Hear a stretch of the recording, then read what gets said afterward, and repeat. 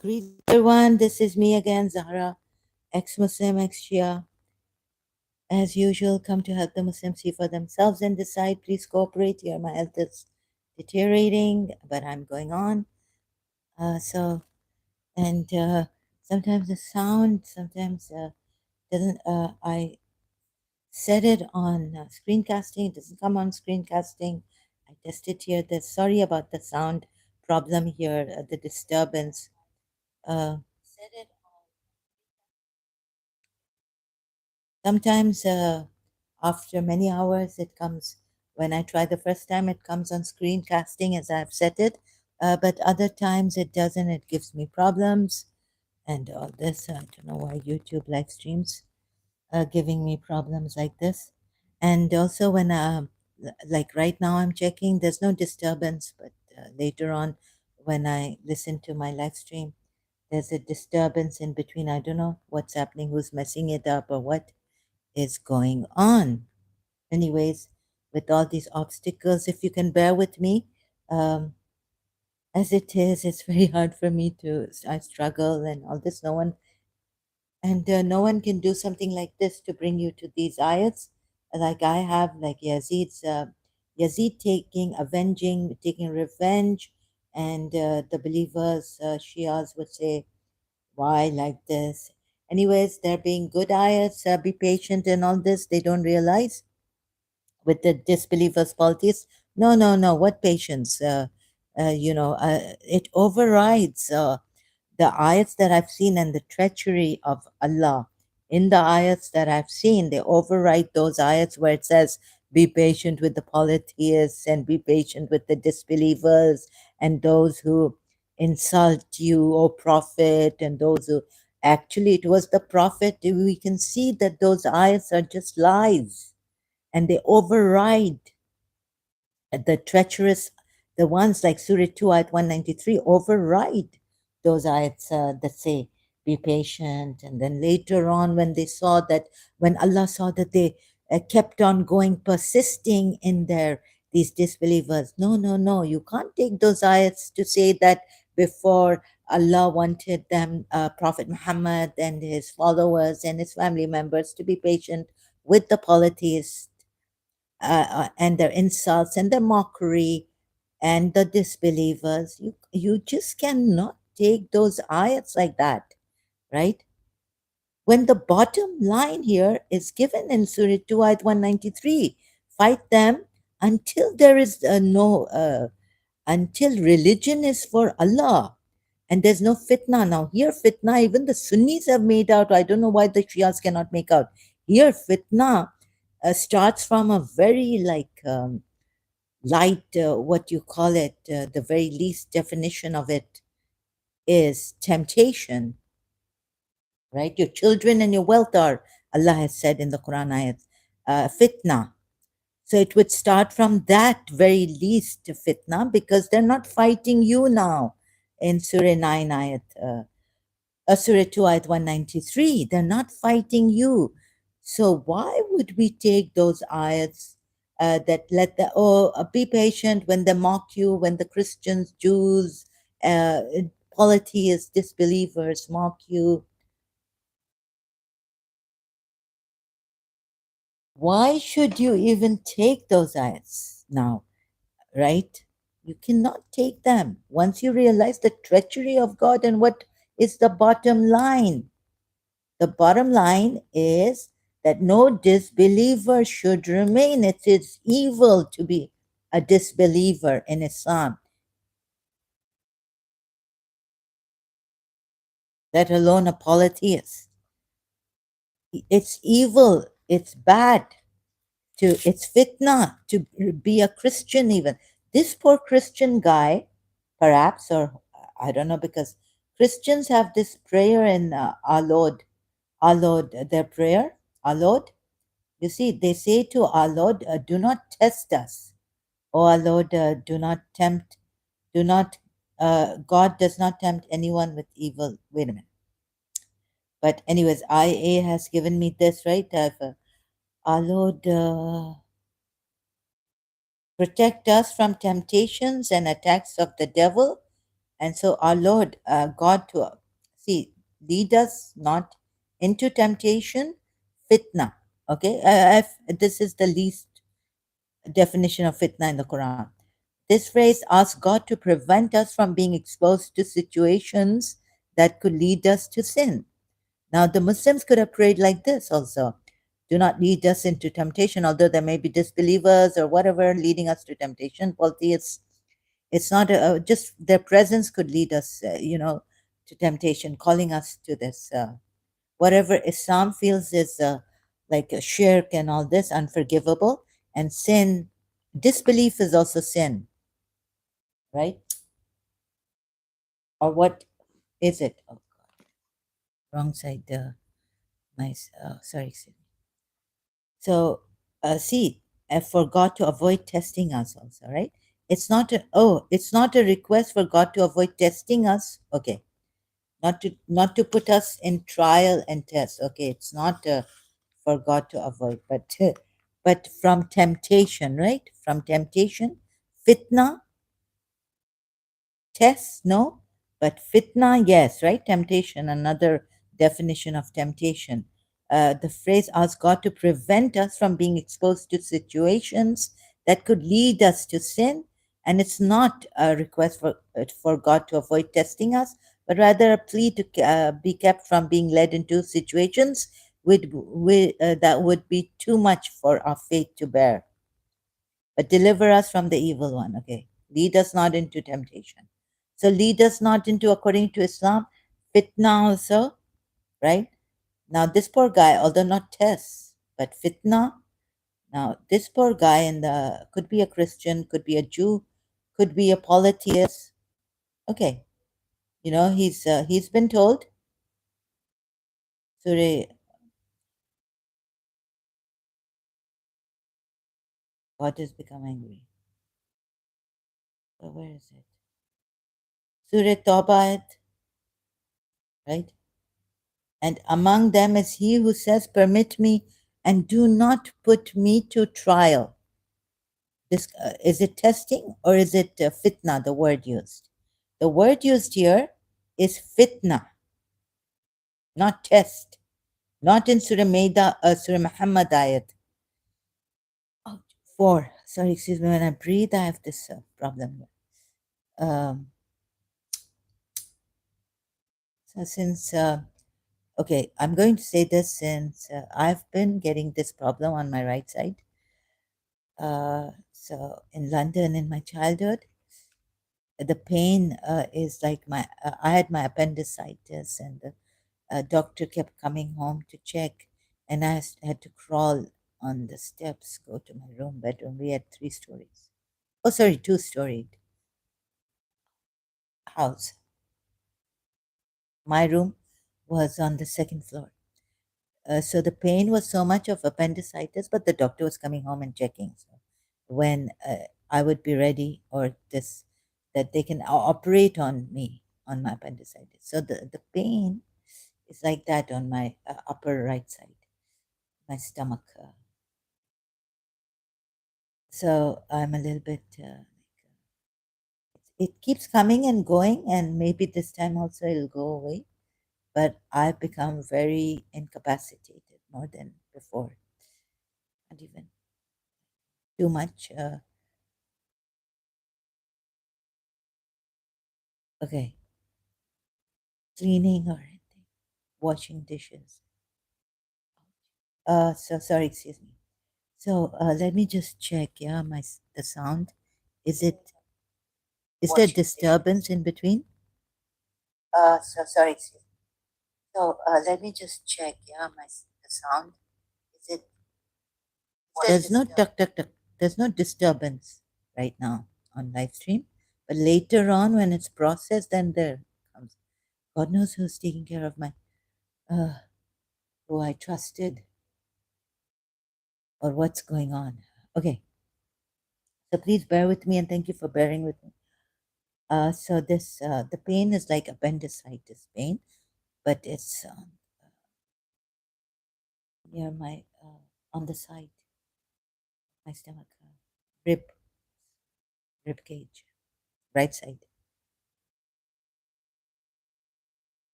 So I'm a little bit scared now. Although the pain used to come and go and all this, and I'm doing my healing on YouTube. Okay, let's continue with this. And among them is he who says, "Permit me, and do not put me to trial." Fitna here could to temptation. Right? This could be a Christian, I don't know, but I don't want to, as it is, Christians also, they're very angry at the Muslims and all this, and so am I. But so could be a Jew, could be a politics. We're not told who he is. Maybe in the tafsir, not in the ayat. Ouch. Okay, when I breathe in a little bit, I have to sit up straight. I can't like this. Okay, let me see how I can talk. Oh, and a little bend down, I think. Ooh, sorry, excuse me. Okay. Oh, seems like something's bleeding. Wet. Feels wet on the side. Oh, okay. So, am I still here? Yes. Okay, so it could be temptation, it could be test, but test is mostly we saw in this ayat, right? Surah of Muhammad ayat 4, 47th chapter of the Quran. Now, some Shias would say, why would Yazid revenge the killing or the fighting and against his four forefathers, like not his father, not his grandfather Abu Sufyan, who was his grandfather, Father Muawiyah, but his, great grandfather, great grandfather. When Muhammad started to do this, when he was told by Allah, fight against them and attacking Abu Sufyan's caravan too, because you know what they did here. So Allah tells us that they, the polytheists, Surah 9, in Surah 9, ayat 13, will you not fight against those who broke their pledges and did all that they could to drive the messenger away and initiated hostilities against you? Do you fear them? Surely Allah has greater right that you should fear Him, if you are true believers. Right? So this is against them, the polytheists. Yazid, Abu Sufyan, his grandfather and all, right? His uncles, the Quraysh. So this is what we're told, but I realize this is all a lie, right? Will you not fight against those who broke their pledges? Excuse me, Imam Hussein has the right now to tell his followers, now you can break, I absolve you of the permitting them to leave. I absolve you of the obligations.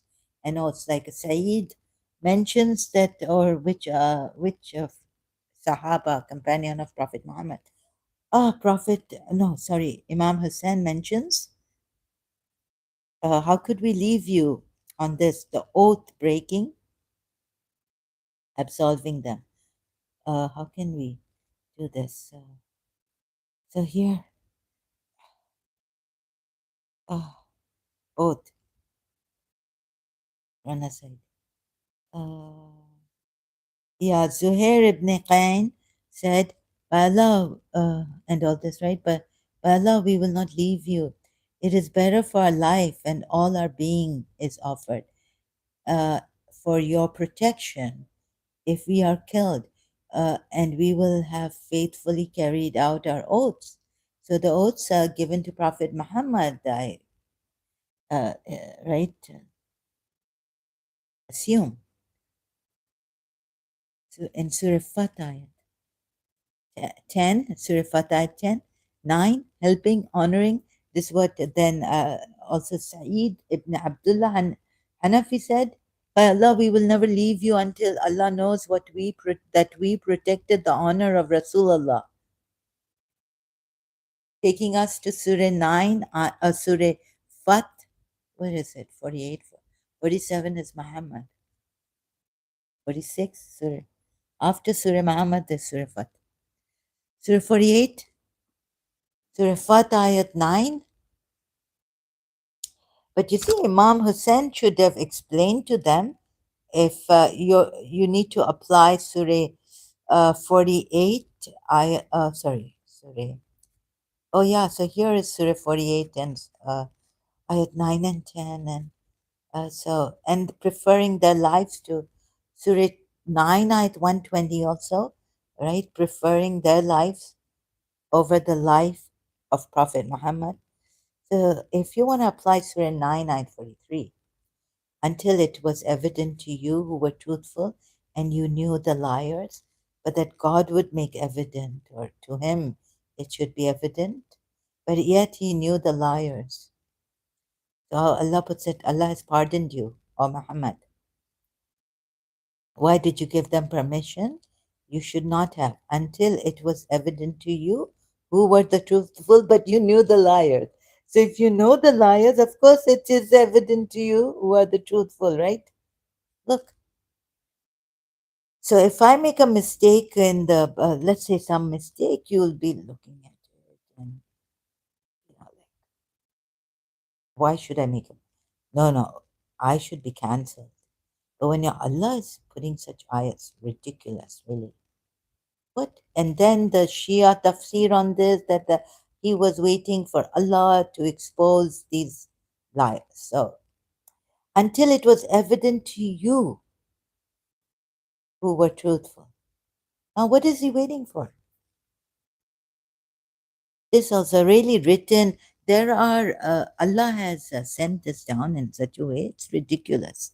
Permission can be given by Prophet. So taking the tafsir, Shia Sunnis, permission can be given by Prophet Muhammad, exempting believers from participating in war when the truthful ones and liars are known and Allah has exposed the liars.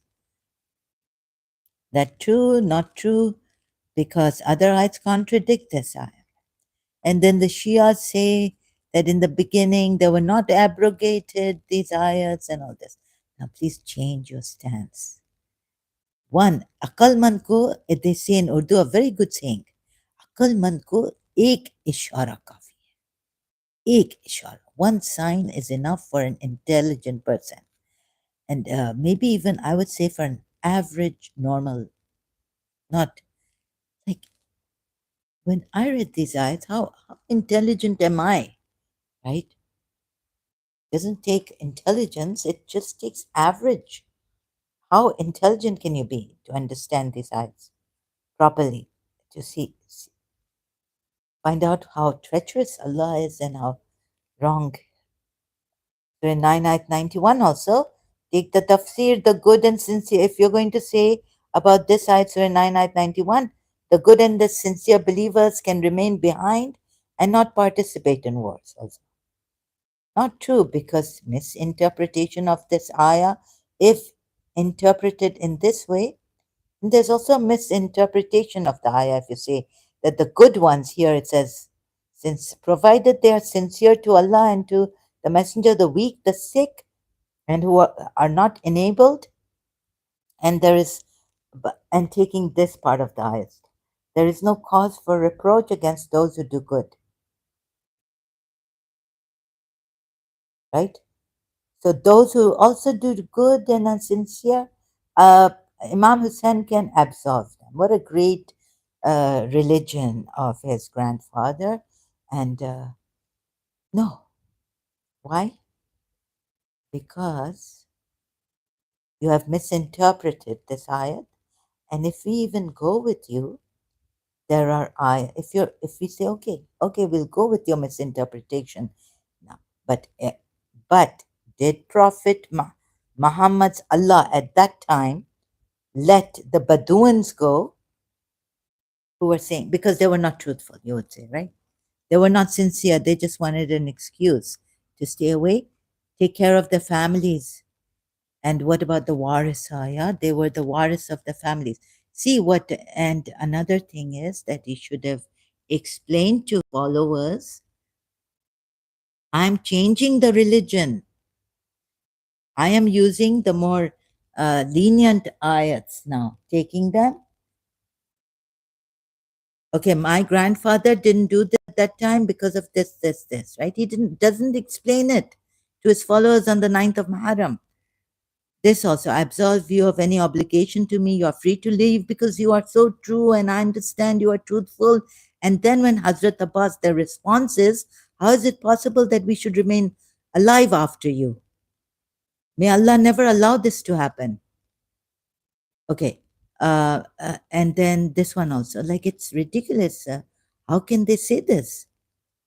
Right? By saying this, whether you are a disbeliever, someone, there's a waris of a disbeliever, Baduans said, we have our family, right? We need to take care of our family and our business. No, no, you can't prefer the, and they're liars. But you see, I cannot show you more than what is, because from the Quran ayats I'm showing you. So it's very difficult for me, moreover, to show you like that, where the treachery lies and where the lying against them. I could straight away say that Allah has been lying against the Baduans, calling them liars. You see, but I took you to Surah Munafiqun. They will never come and ask for forgiveness. In that way, also, I did try to show you from Surah Fat ayat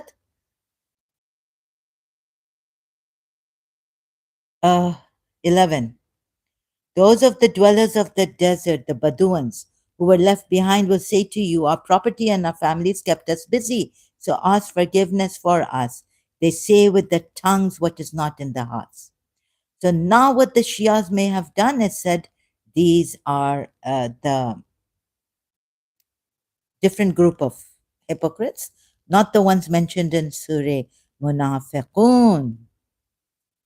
Because the ones mentioned in Surah Munafiqun, the hypocrites generally, they don't come. They're so arrogant. Allah says, call them. The messenger, if they come to the messenger and had they asked for forgiveness, Allah would have forgiven them.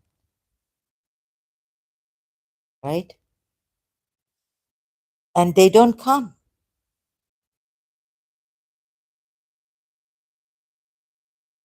to say, okay, oh Prophet, ask forgiveness for us from Allah.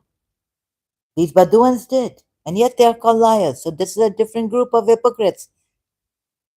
The believers will tell you, see, this is not fair. How Allah has put it that I looked at it every which way but lose. It cuts both ways. Like what's that song of the lady, American lady, Mexican or American lady singer, Gloria Estefan. Cuts both ways. Our love is like a knife, cuts both ways. You see, whichever way. Now Allah has said in Surah Munafiqun, call them.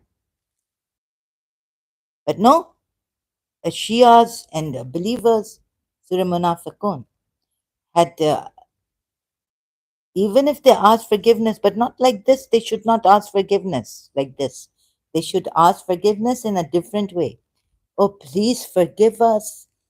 We also, maybe they have a waris, like I'm the breadwinner of my family. If my wife is also working, like Hazrat Khadija was a businesswoman.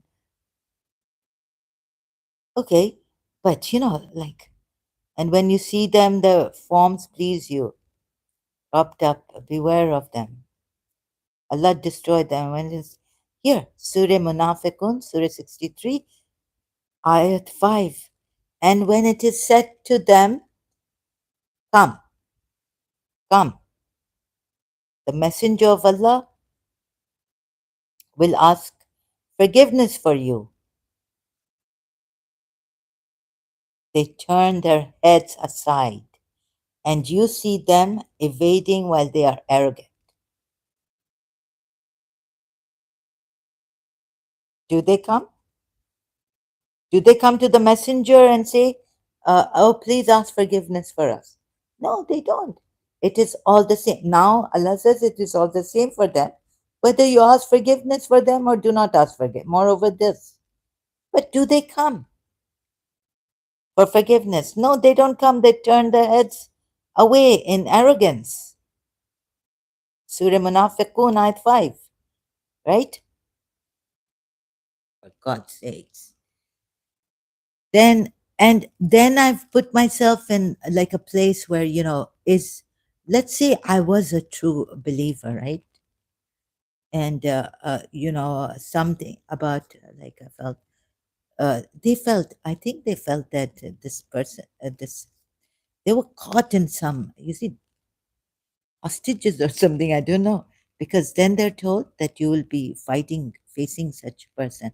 If they were even lying, like, I don't know. See, it seems like from the Quran ayahs, whichever way these who don't want to fight, like, they may have a reason, right? Like weakness or. So what about this? Like, the believers are weak. Surah 9 ayat. Let me see. So I found kind of ambiguity in Allah, Surah 9 ayat 91. There is no blame on the weak. What do you mean? Now you see, what does Allah mean by the weak? Weak physically, weak because spiritually weak minded, or on the sick, or those who have nothing to enable, nothing, okay, nothing to enable them to join the struggle. It's ambiguous. Weak, nothing, totally nothing. If they have one thing, little bit, yeah, go for the war. Okay, I understand this, but still, like, it wasn't satisfactory for me. So what nailed it, moreover, the other Quran has contradictions, like I could, but and right now I can't show you or explain. But what nailed it here is Imam Hussein's contradicting the Quran ayats here, and the response of his followers, and then he's not able to explain. I'm here. Is that tuck tuck tuck like that? Then he's not able to explain himself. Why? Like, Muslim ibn Awsajah stood and said, how is it possible that we leave you? And then before Allah say that we have fulfilled your rights, he's not able to respond, right? Go to al-islam.org and see brief account last days Imam Hussein. And I've book also, but go and see if he answers them. If he's able to answer them through Quran ayats, explain to us what has happened now that you're allowing us to do this. You see, because also, yeah, Surah 9 ayat.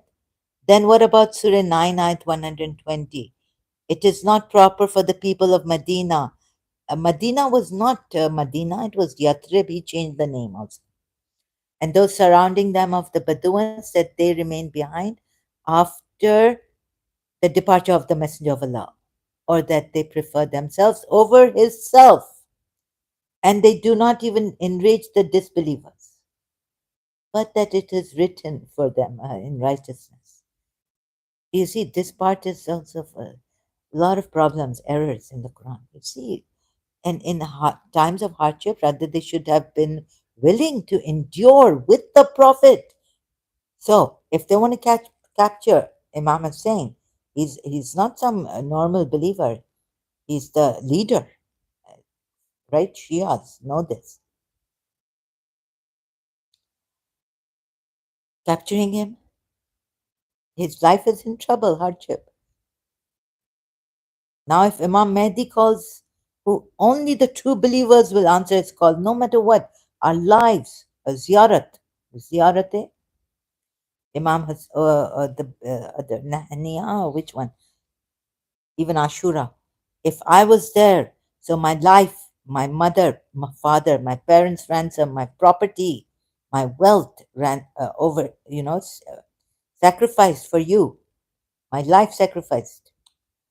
So if Imam Mahdi now calls you, who will go there? Only the believing male for a call to war also, right? Who will fight with Imam Mahdi? Only the believers. Can he do what Imam Hussein did? And moreover, the religion is in danger.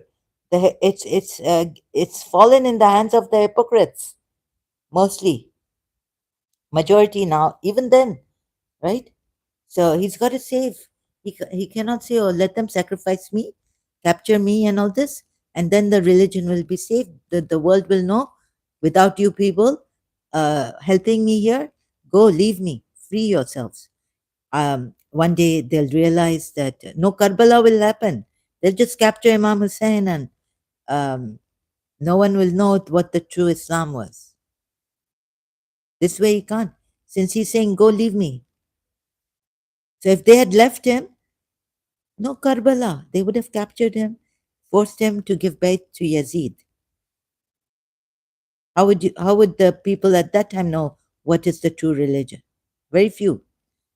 Only those who left him. And how many were there here? How many were in Yazid's army? Shias will tell you 3,000, 30,000.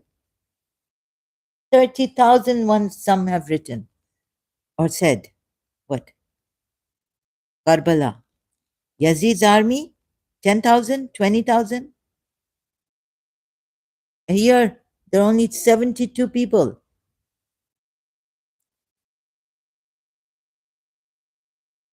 So just because they participated and didn't leave, that Karbala happened and Imam Hussein's name, that, oh, they sacrificed.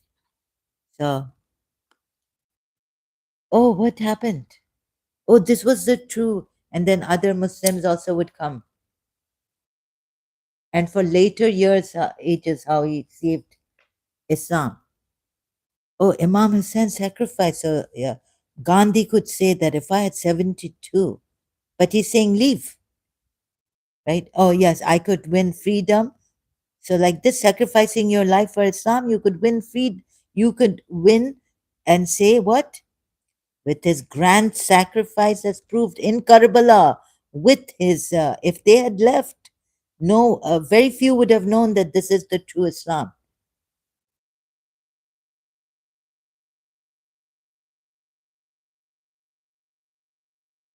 right? Look at the answers. How is it possible? Look, we will fight alongside you until we attain our goal. So all this replied, we would people say, and moreover, Aqil's sons, Imam Ali's brother, Muslim ibn Aqil only has died, right? Been killed in Kufa by Ibn Ziyad, soldier. So now, by Ibn Ziyad. Huh? Um, Imam Hussein then said, O sons of Aqil, your family has sacrificed much with the martyrdom of Hazrat Muslim ibn Aqil. I grant you permission to go. Family has sacrificed much.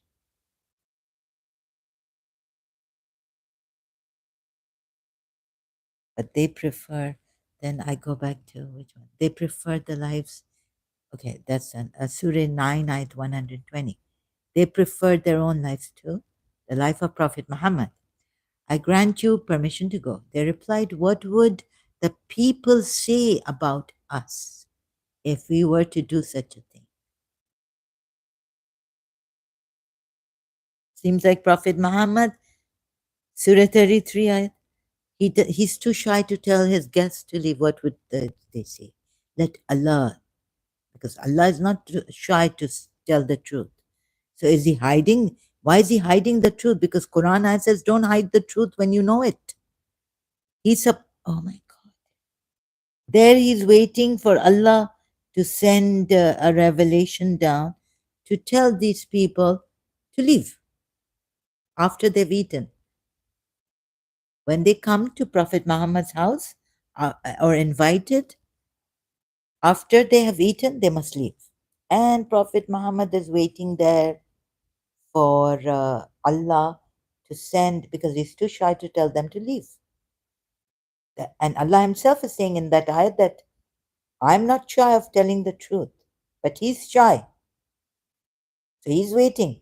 But why couldn't He wait for Allah to tell Him how to deal with these and not to prohibit Himself what Allah has made lawful for him. In Surah Tahrim ayat, we see, huh?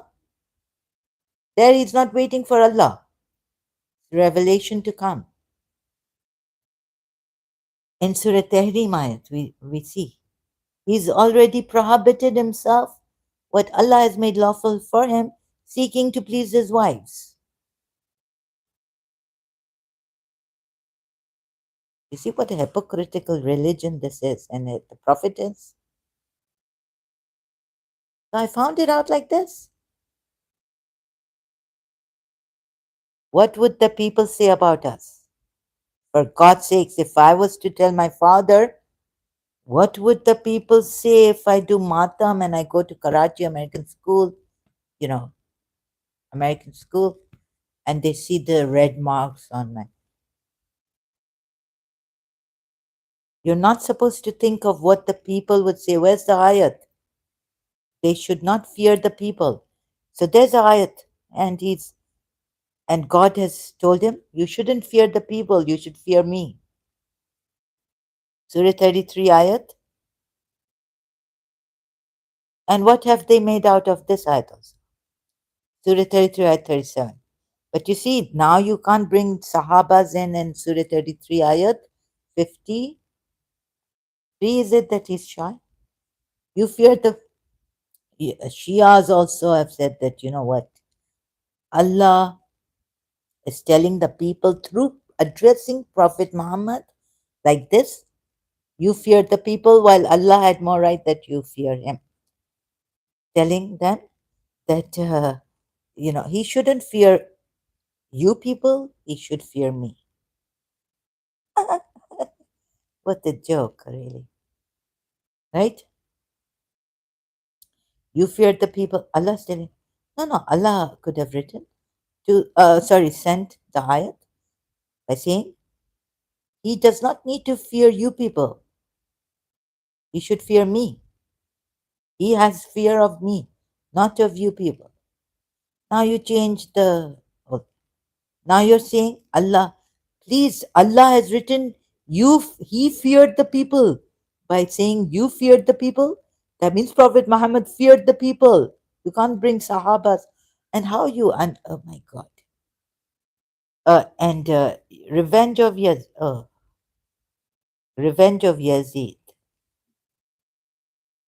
Is this enough to tell you? You feared the people. He's shy. You can't bring Sahabas in here. Surah Azab. Shias, Surah Azab. Hmm? He is shy. So he's shy of telling the truth. Surah Azab ayat 53. He's shy of telling the truth. That means he's covered the truth. Kufr. He's done kufr. Kufr means covering. Covering the truth, true reality, like Allah. That's why they're called disbelievers, or kafirs. This is not goodness. But when you are invited, then enter, and when you have eaten, disperse without seeking to remain for conversation. Indeed, that behavior was troubling the Prophet, and he's shy of you. Here he's shy of the people. Now, what is the multilingual Quran tafsir, Shia tafsir on this? He's shy. You want me to go there? But Allah is not shy of the truth. Don't hide the truth. Where's that ayat? If I could just remember on the tip of my tongue. Huh? Let's go to multilingual. What will the Shia tafsir be on this? And you see, moreover, you Shias who have come here, Saklan Eder, what? I'm going to give it. Look at these Shias, the heights they have taken also of deception. When I am proving to you, and proven to you, they don't, the way they've covered up against the disbelievers. Right? Muhammad and his Al. 33. Let's go on this now. uh, 53. Now, are they going to say, are you Shias going to say, generally it is the essential principle of refined society to show deference to all men, women, to the mothers of the believer. This respect was due. Please come to the point. Is shy. What about that part of the ayat? What am I on the right ayat? Curtain, this is purer for you. He's shy. He's shy. Generally, what is this? You have jumped to the last part of the ayat. From behind the curtain implies hijab. Aka Medipuya says this verse shows that there was a noticeable dearth of good manners in the companions. Dearth. Now you see, you blame the companions. Blame the companions. No manners did they have. Good manners they lacked. Keep blaming of the Holy Prophet. Their conduct was annoying and objectionable. That's it. Refer to the commentary of Surah Nur, ayat what? Surah Nur doesn't have 271 ayats. For God's sakes, what is this? Alkamedipuya. Hello? Temur Saklen had a Shia? Sorry, I have to put it this way. Huh? You just didn't explain. He's shy. Allah's not shy. Ah, ha, ha. Look at the deception. Look at it in the religious scholars too. It has come in the blood of the Shia religious scholars, Ahlul Bayt, the followers of the no, Ali Muhammad. Because if I say Ahlul Bayt, the Sunnis will include the wives also. So just to, you know, Sunnis, not to misunderstand me. Ahl al Bayt for the Shias mean only Ali, Fatima, Hassan, Hussein, and thereafter their Imams and their progeny. One of the progeny is for the 12 Shias. Ismaili died. No, Ismail died. Ismail died. You can't tell. Musa Kazim is the, and you Najis, impure, unclean. Your Imam is a liar. How could you take the Imam? Look at the fighting hatred, the arguments, sorry. Fighting, and this means arguments. Am I being like Allah, ambiguous? We had a fight. Doesn't mean a physical fight, but an argumentative. Argument. Oh, God. Verbal. Oh, so sorry for being ambiguous, like your Allah. Now you see, now why don't they want to say here also? They don't want to say here that Prophet Muhammad, he forbears from you, not seeking to listen to talk. Surely this gives the Prophet trouble, but he forbears from you. Oh, look at how they've put it. He's forbearing, and Allah does not forbear from the truth. You are the ones changing the translations. And you know, this Quran is kept for you to say, Hairat ho, are you Hairan? Ammane, Ammane, Ammane, Ammane. Hairan, rule, like I'm Hairan. Are you Hairan? Are you surprised?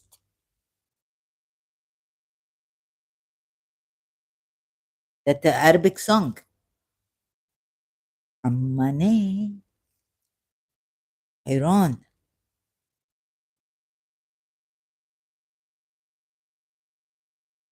What is the surah? Oh my God! Now I have to go to the Arabic. Thank you, Quran. Sunnis, thank you.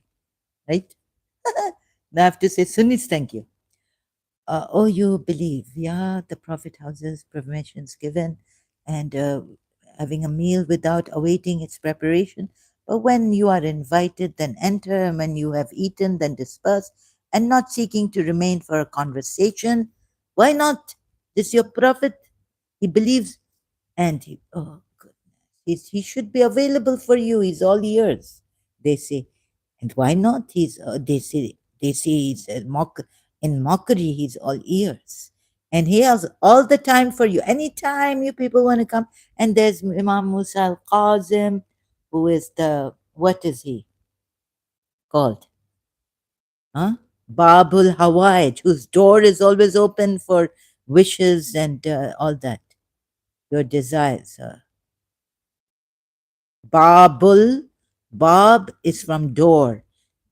The door where all wishes come true. You just stand at Babul Hawaij's door and wish, make a wish, it will come true. Whether you go there at 2 o'clock in the morning is Imam Barga, there's a Babul Hawaij, Imam Barga, Imam Musa Kazim Imam Barga in Karachi. Ouch. Bibi June. Ouch. Passed away now. Ouch. Sorry, excuse me. So, Bibi June. Babul Hawaij, Imam Musa Kazim Imam Barga. It's a ladies' Imam Barga. For only ladies, not men. Oh, Babul Hawaij. Ali Asghar is Babul Hawaij. 6 months old. Ask anything, anytime, it will be given to you. The door, Babul, where all wishes come true. What does this mean? He's not Babul Hawaij. He doesn't want you to linger on in conversation with him. That was indeed troubling to the Prophet, and he is shy. Fayastahi. Find out shyness where here. Is it shy or forbearing? And Allah is not forbearing. Okay, even if let's take Shakir's translation of it. So shy. Allah is not shy of the truth. Yani he is shy of towards the liars, but it was no, he's sorry, excuse me. He's shy and he's withholding the truth, or the true feelings in him, but it was troubling him, right? It was troubling you, it was troubling the Prophet, and he was shy, he was forbearing. What do you mean?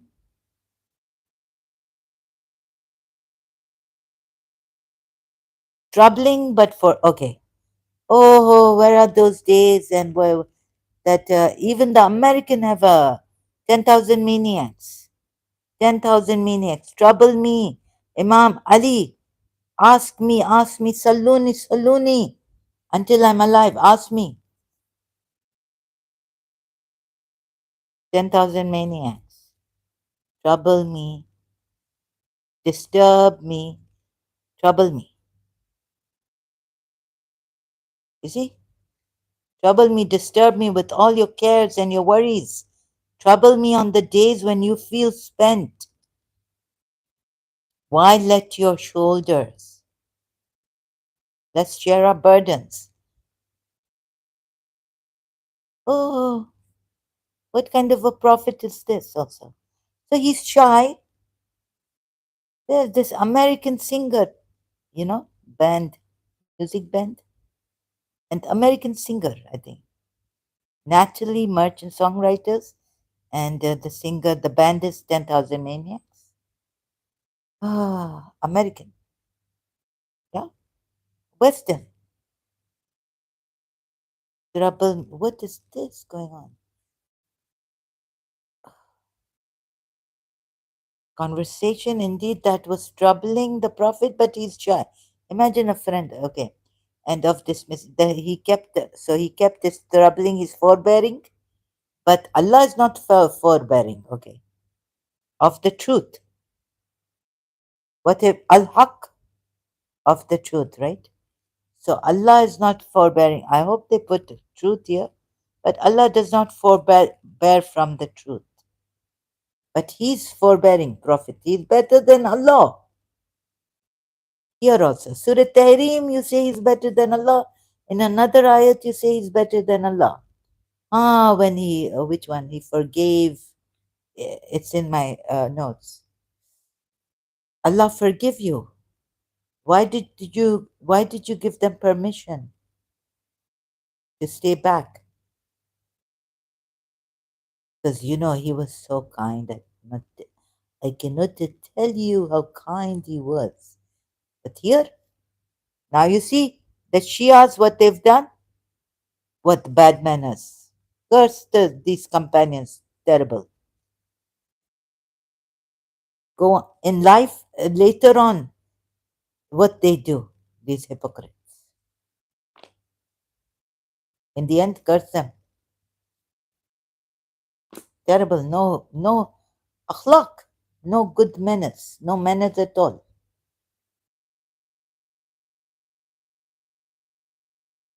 Explain to us why is the Prophet shy of telling the truth? Like Allah is not unlike Allah. No. Why is the Prophet shy of forbearing from you? When Allah does not forbear from the truth and from you, why is he shy? And he should be doing what Allah has told him to do. But he's got a desire of his own. So Surah Najm might cross out that ayat that he only says what Allah tells him to say. But so you Shias would say he does what Allah tells him to do.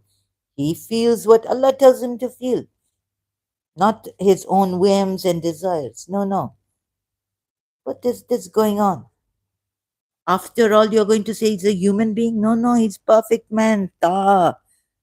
He's not like any common human being that make mistake and feel what Allah not want him to feel. And he's different from Allah. Yes, yes, although he's different from Allah, but Allah has sent him saying, he only says what Allah wants him to say, and he does not act out of his whim. Surah Najm ayats and desires. For God's sakes. All this under our eyes. I could make out. Akalman ko ishara, ek ishara kafi hai. In Urdu they say an intelligent person or intellectual person need only one sign to know. So many signs are here, but you don't know. You can't tell, can't make out. What's wrong with you? Yes. So Allah says, do not hide the truth when you know it. Again, going to that ayat, do not hide the truth. And I will be coming to the topic, back to the topic.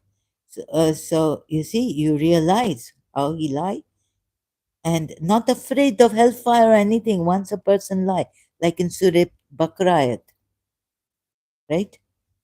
205, 204 and 205. This man not afraid, he call Allah. He call Allah to witness what is in his heart and goes, he's the fiercest of opponents. And do not mix the truth with falsehood or conceal the truth while you know it. To you, this has come. I could see the differences, the hypocrisy, right? One, like for him, privileges, he's the king or something.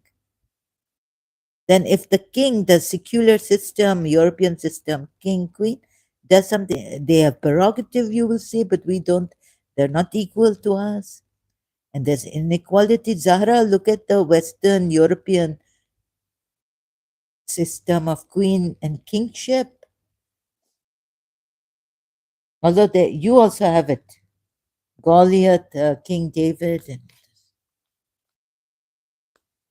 in the Surah Baqarah. Yes, you can, they could have a king, and God didn't say no, they cannot have a king. This also. So, and do not mix the truth with haqq, and do not conceal the truth. You should not even conceal your true feelings, right? In shyness or forbearance or whatever. Because Allah says He's not forbearing it. He has to reveal the truth that it was troubling the Prophet.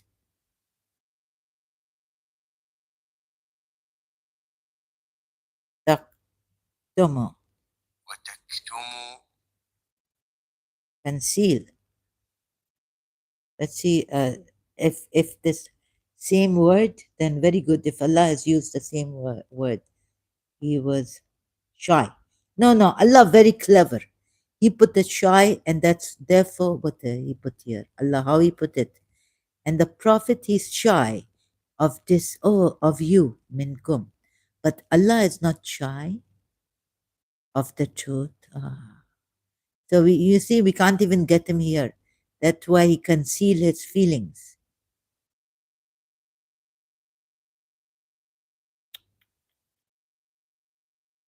Very, very clever, Allah.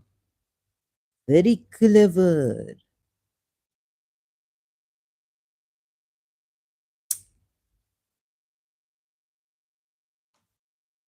Now, true people, Shias, those of you who are not like Saklan, Heather, and Temur, I hope you've seen it already. I know. I don't have to hope because very easy I've made it. And even you who can't say anything, I'm sure you've, whether I made it easy or not. But, we can help each other. So once you know it, you're out of it, right? And I made it easy for you to come out of it, hopefully, but not in Pakistan, please. Leave Pakistan and then come out and say we are ex-Shias, ex-Muslims. Oh,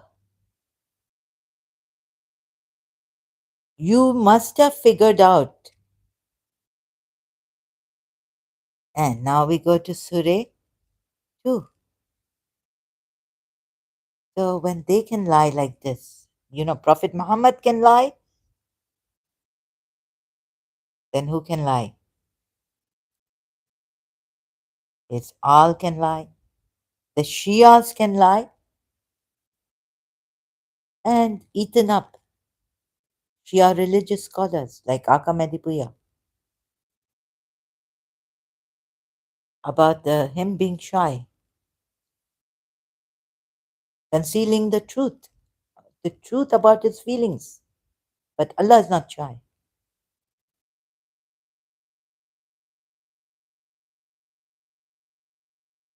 The revenge of Yazid. And you're going to tell me why shouldn't Yazid revenge? Because here you'll see what Allah say. He could have taken vengeance upon them himself, but he ordered armed struggle to test some of you by means of others. What is testing some of you by means of others? For this, what did this reason given? This total lame excuse. Testing.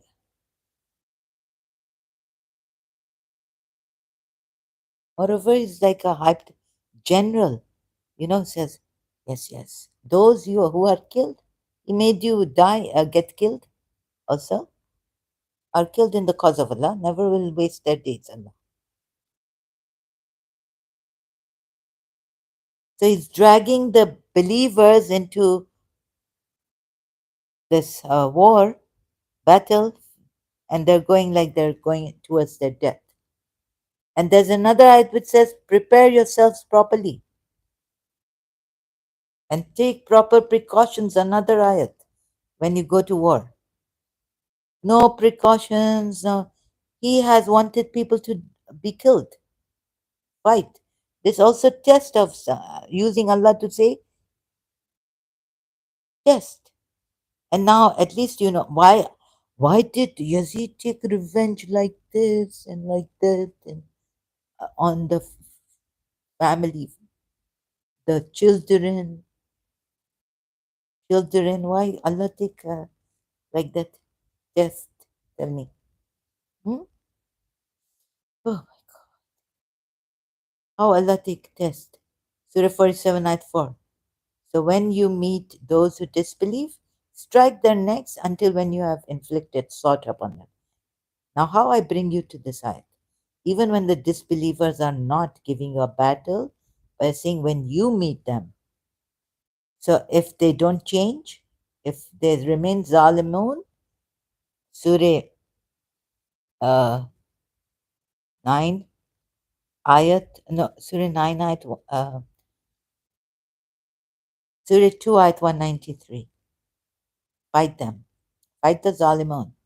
So when you meet the Zalimun, like these disbelievers who don't change and you know they will not change, when you meet them, meet these disbelievers, strike their necks until when you have inflicted slaughter upon them and secured their bonds.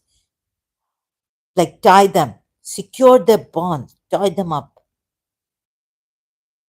and either favor confer, favor afterwards, pardon, or ransom them, take money until or free them like that without money also. War lays down its burdens, you start the war. That is the command of Allah, meaning. And if Allah had willed, He could have taken vengeance upon them. Now Yazid knows what he has to do for what they did to his forefathers, like uncles, his tribe, the Jews, the right, and Christians were dhimmis. Tell me, continuing. Surah 9 eyes. Oh my God. 1, 2, 3. Go to 1, 2, 3. Ek do teen. Indian movie song I don't want to.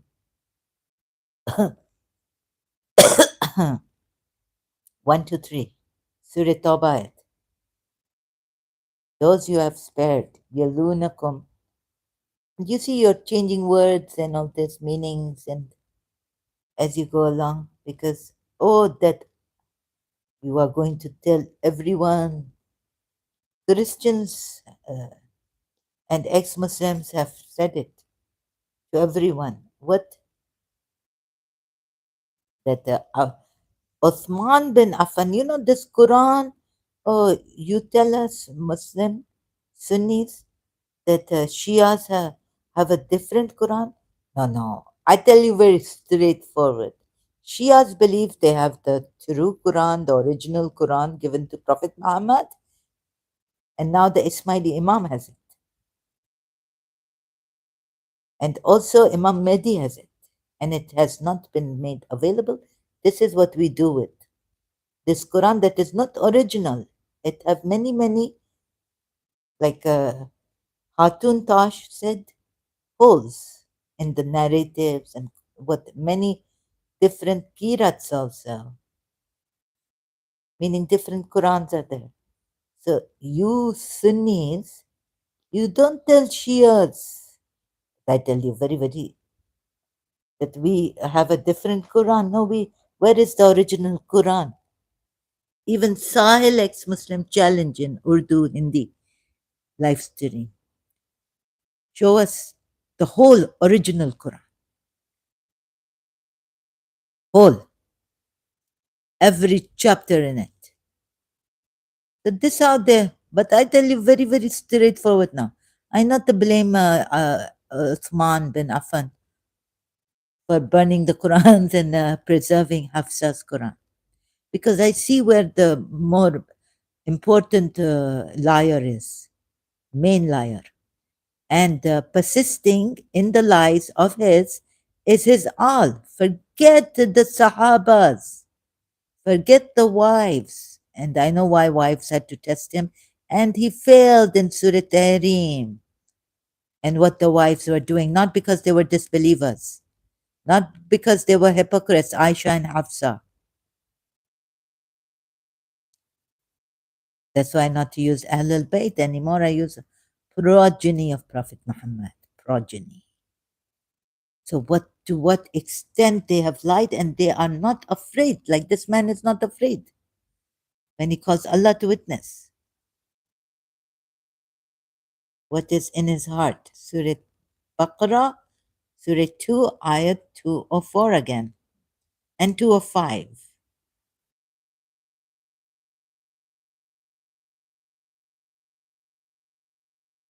You see, this you will never get from any ex-Muslim even this way to tell you how Prophet Muhammad and his all persisted and covered up all the lies, all the tyranny, all the wrongdoings of Prophet Muhammad in his time against Jews, against polytheists, to what extent atrocities committed, unjustly, unfairly killing them, unjustly killing them, being unjust to them also through that ayat, Surah Tawbah ayat, that you are giving water to the pilgrims and not making it equal to believing in Allah and the last day, and you are maintaining the masjid when you shouldn't be. Disbelief. How can disbelievers maintain the masjids of Allah and of the people? And is he whose speech pleases you in worldly life, although it is said here, pleases you. You know, when Shaitan comes, his speech should please you. He will give you, they can see you from where you don't see them. He's got spiritual knowledge, metaphysical knowledge. He can give revelations. Moreover, wahis. You see how God has put it here, worldly life, but about spiritual matters also, about the revelations also. He can give such revelations, Shaitan, that I prove from Quran ayats. And he calls Allah to witness as to what is in his heart. So where the revelation come to Prophet Muhammad in his heart, right?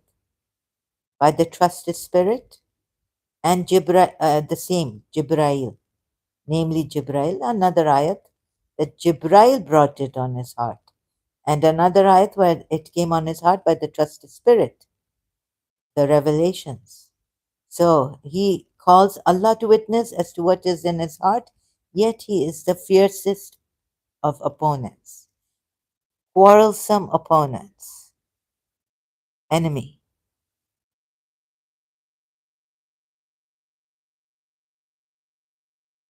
And of the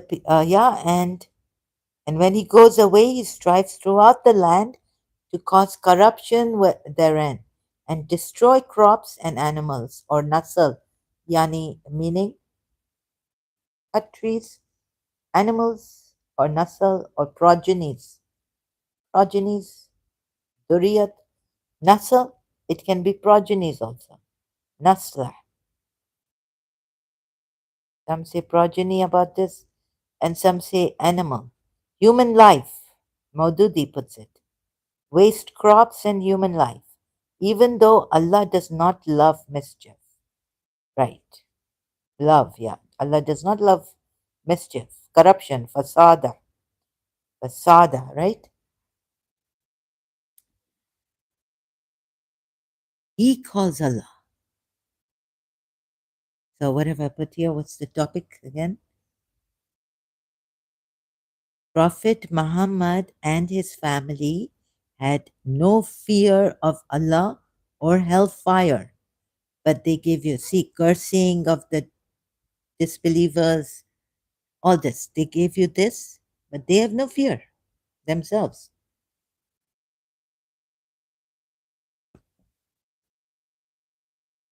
of the hellfire, even. Now I've proven this. They have no fear. They lied against, they must have taken this religion, Abrahamic religion, or, and they persisted. Prophet Muhammad did. Then you see through Imam Hussein, you can also see. I first used the Quran ayats. Now I'm using Imam Hussein. Uh, and even the revenge of Yazid is justified. And then if he has the becomes the Amir, then it's the devil's ground, right? Uh, then once you're in this, that now everything is gone. What he did to the forefathers and all, his tribesmen and all, and even his own tribesmen who were disbelievers and polytheists in Makkah. Then there's what? Then can you blame Yazid avenging? And moreover, look at this. You can tell from Imam Hussein, so helping the Shias, not wanting to hurt you, but wanting to help you, as we are hurt, of course. Even now I'm hurt, but help you through this. Look where he's contradicted the ayahs shamelessly, without any fear of Allah. Then you see, if you say, how come, if you ask the question, how come he went this far? How come not? Why not? Why not? Person has no fear then. And his progeny is persisting in this way, showing sympathy, gaining sympathies. Oh, I'm better, I'm good, I'm this. Yazid is bad. I don't know how to put it. Uh, Imam Hussein, moreover, hasn't explained why. He could have said, it's allowed this way to take Surah 9, Ayat 43 and Surah 9, Ayat 91. But he didn't say that. He didn't reply that way. How can we break the oaths? And another thing, Waris. You think the polytheists could say, well, we don't want to send all our people together in war. We need to, he's okay, you are the Waris brother, you are the eldest brother who is working. Okay, you stay with, or you have a child, a male child, one? No, we cannot send him to war. He should, if you parents have one child, polytheists would say, okay, we let it be. You're exempt. Your son is exempt because you're the only son. Like that. Even here. Uh, yeah, so from the, I know that they said that, I said, why? This person, this young man, he doesn't go for the military practice. It is compulsory here. My brother went, youngest. So they said because he is the only son. Only son. That's why he can't go.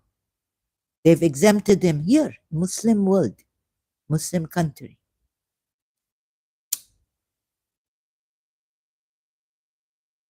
Only son. Although his father is alive, mother has passed away. Only son exempted from military service. Going there and learning, training, military training exempted.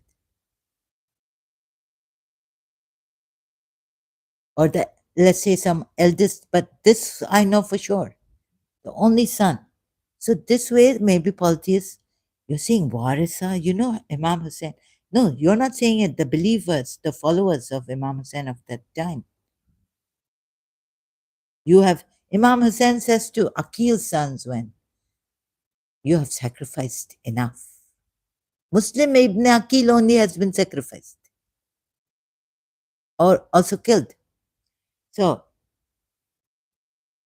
where was I going? Ziyarat Warisa.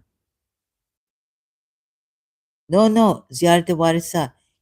And another one saying what? Warisa?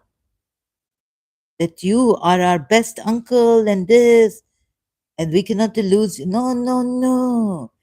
You see, he's supposed to protect the religion also.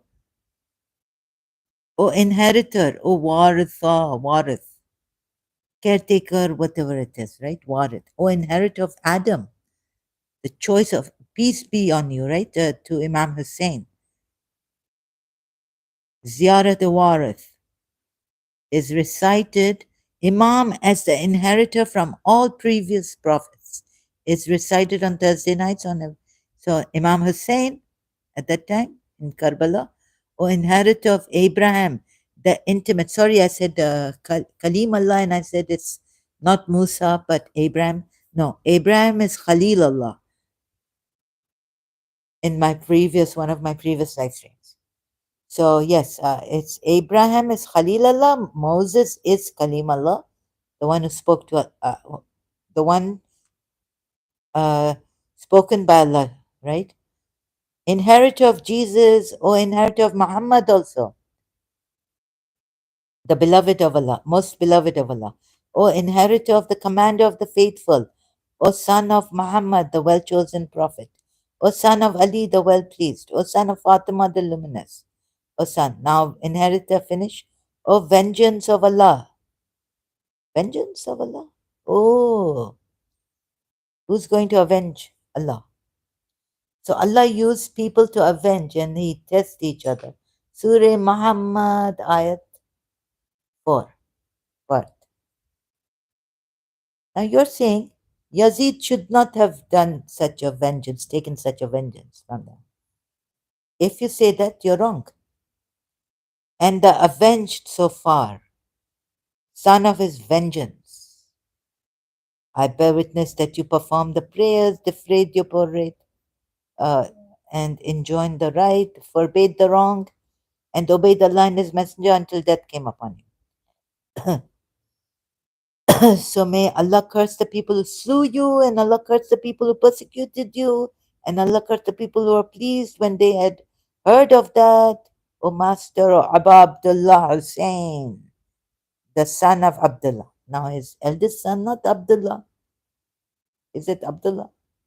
But he's called Abu Abdullah, meaning the father of the servant of Allah.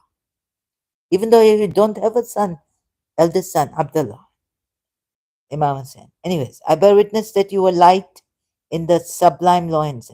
But Warit. Now, on Warit, and this goes on and on and on. You know, being the inheritor, caretaker, he's protector also of this religion, avenger. He should meet the disbeliever and hit them on their necks and all this. But he can't do it with Yazid and his army. Now he go before all this, he go to meet Walid. Walid? And he say to Hazrat Abbas, stand outside. If I make noise, they want to kill me. You come in. What this nonsense? I read what this happening. Shias. Oh, he want to save his life or what? For to save Islam, right? But they should kill me like this, like in Karbala. Oh no, before even in Karbala, now you go, let them capture me. But when Imam Hussein meet Walid, Imam Hussein, you have read this, Shias? Imam Hussein meets is called by Walid. Walid ibn Khalid ibn Walid. Walid. So Khalid ibn Walid is the son of this man. Terrible for the Shias. The governor of Medina and Imam Hussein.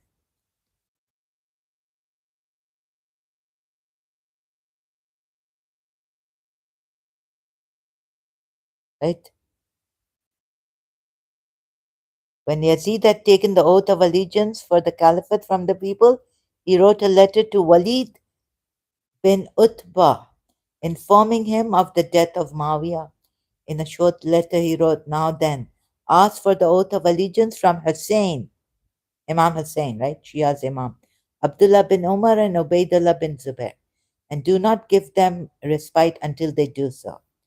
So when Walid read about the death of Muawiyah, he's alarmed and disturbed. Okay.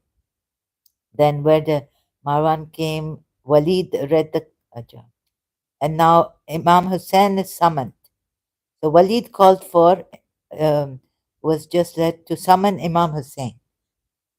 And Abdullah and all this. It's not important. Abdullah turned towards Imam Hussein, said, in your opinion, what is the reason for Walid to call? And then he called for a group among his relatives, lift up your arms. Then he called the group from among his relatives and said, lift up your arms, for Walid has called me at this hour. Then Imam came to Walid. He saw Marwan sitting with him. Walid gave the news of the death of Muawiyah. He recited, verily we are. Where it is written that Imam Hussein tells Hazrat Abbas, stand outside.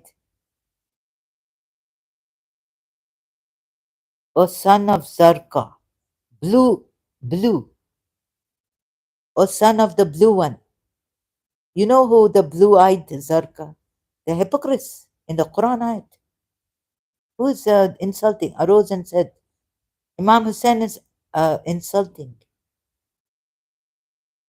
Okay, it's not written here that he's tell Hazrat Abbas to stand outside.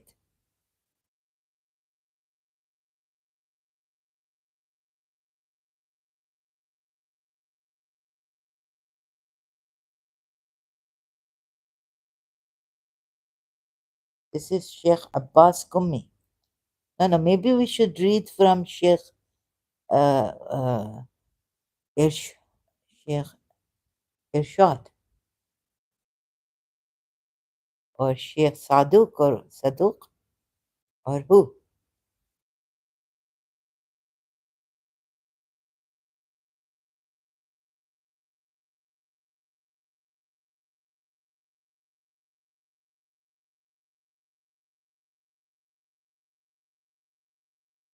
God knows, maybe I got it wrong. So,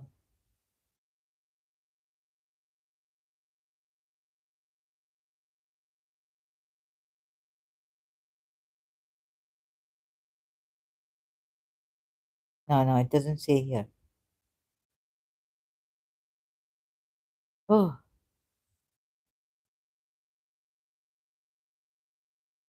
just Hazrat Abbas to stand outside.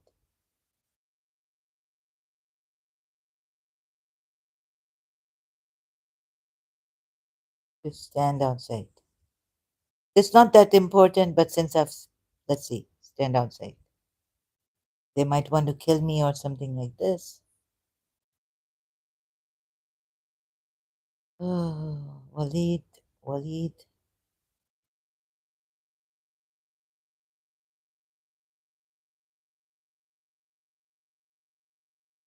Imam Hussain said, Al Walid has summoned me. At this time, I cannot be sure that he might not burden me with the. Yeah, maybe I missed this. Again, going back. Oh, God. I have to read all this. Sorry. I don't know where exactly. Um, Walid has summoned me at this time. I cannot be sure that he might not burden me with a matter I may be unwilling to respond. He's unpredictable man. He's an unpredictable man. So remain with me. Okay, he says, remain with me. When I go to him, sit at the door. If you hear my voice raised, come in to prevent him from doing anything to me.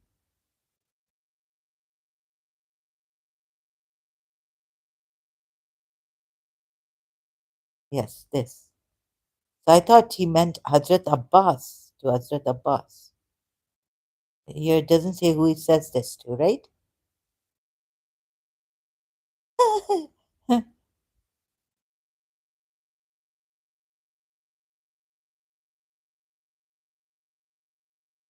So see what you think about that in the morning, suggested Al Hussein. Go then in the name of God and come to us when the people gather, said Al Walid. By God, interrupted Marwan, if Al Hussein leaves you now without giving the Pledge of Allegiance, you will never have the same power over him until there are a great number of slain men between you and him. Imprison the man and don't let him leave you until he has paid homage or you have executed him. At that, Al Hussein jumped up and said, O son of a foreign woman, oh, Zarqa means would you, or foreign woman, oh God. Imam jumped up. Ouch. Would you, okay, so, oh son of a woman, would you or he kill me? By God, you are a liar. With that, he went out and walked away, accompanied by his retainers, until he reached his house. You disobeyed me, Marwan told Al Walid. No, by God, he will never give you the same opportunity over his life. Then blame someone other than yourself, said Marwan. Now, they are fighting against each other, arguing. So you will say, oh, these are the terrible ones who, when they fight amongst themselves, and they're not in harmony with each other, they're in discord. Surah Hasharat. This is what is shown here.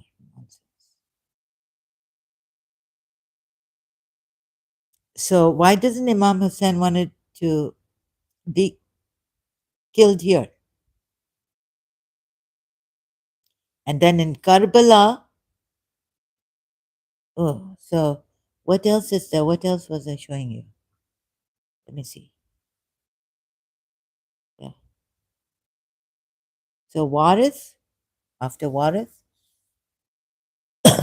so Muslims, Akil's sons, Muslim sons, I grant you permission. They replied, "What would the people say?"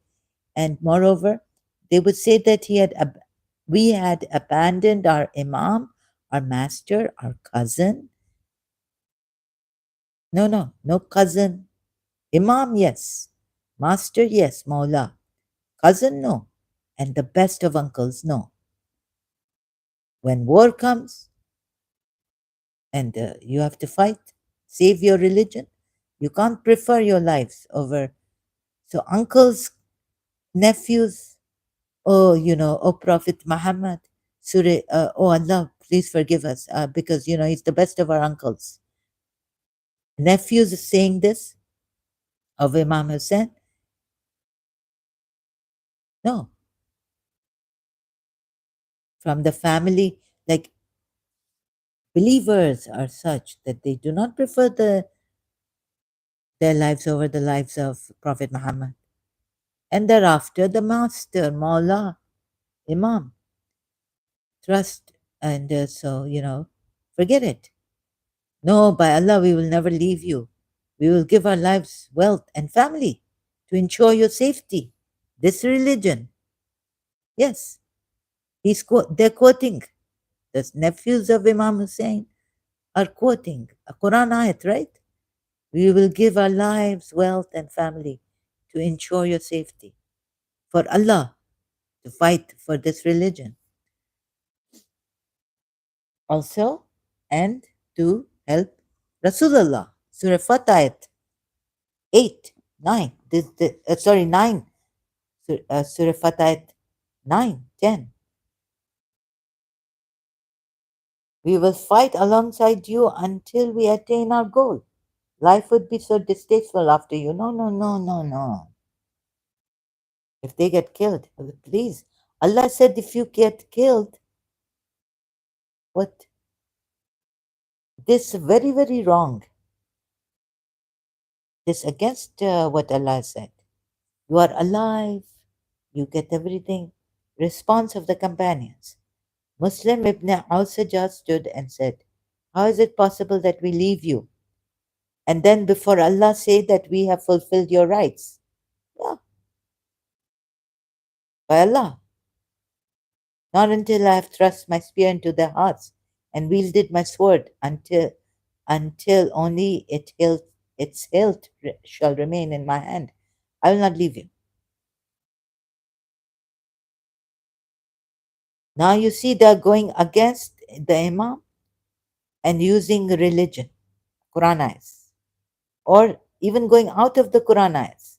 What shall we do with them? Imam Hussein.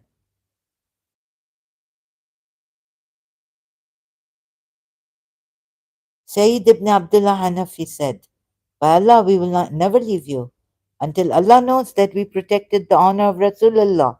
Surah Fat Ayat 9. By Allah, if I knew that I will be killed and brought back, this is now emotional, back to life, then burnt alive and my ashes scattered, I would not abandon you. It's like abandoning Imam Hussein, the leader of Islam right now. For them is Imam Hussein. Even if this process was repeated 70 times. How then are you not getting it? Or are you confused? Or if you're confused, or are you sure? But why is Imam Hussein saying, I absolve you?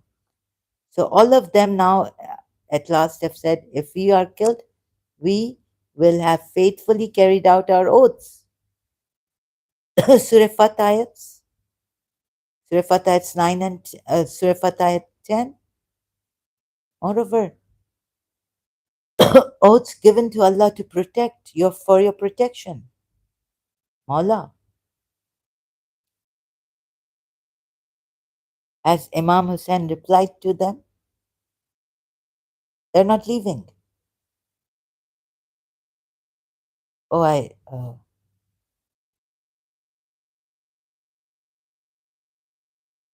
Imam Hussein, sorry, Imam Hussein said, I absolve you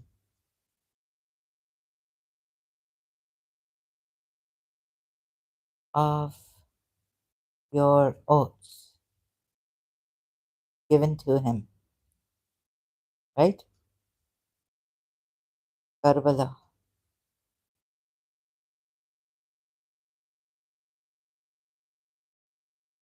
Where's that now? Can I find it? Oh, what I have to do is search like this. So, where am I?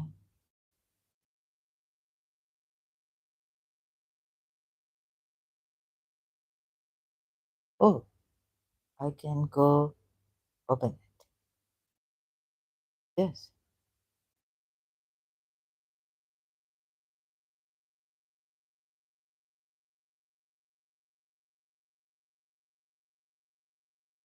Response of Hashemites, response of the companions. Then what? Imam Hussein on the eve of Ashura. Did Imam Hussein say anything? No. And if we are killed, we will have faithfully carried out our oaths. Imam Hussein on the eve of Ashura. Imam Ali ibn al Hussein, the son of Imam Hussein, Ibn Ali narrates, I was sitting, my aunt, time, you are shameful, friend, this all. Upon hearing the words of Imam Hussein, Sayyidah Zainab went to him and said, I am an orphan. Imam Hussein is her father. Now you see where I see something, I saw something another. See, Imam Hussein couldn't reply, and his companions on the eve of Ashura. Imam Hussein and on his companions spent the entire night in prayer, supplicating to Allah. Dahak ibn Abdullah narrates, let not those who disbelieve think of our granting. One of those passing by heard the words, no, no, those Quran ayats not given, not explained, right? That why I absolve you of the oaths and I have the permission. I can give you permission. I have the authority from Allah. All this not to explain. This is my thing. I told him he is known as the brutal fighter, and they're discussing this. But here, you see, Zainab is saying, I'm an orphan. You know what happened here? Mawiya, you know, the one who married Prophet Muhammad, Mawiya's sister. Where I read Mawiya and his beloved sister that Prophet Muhammad married. You know, they loved each other like we Shias have been told.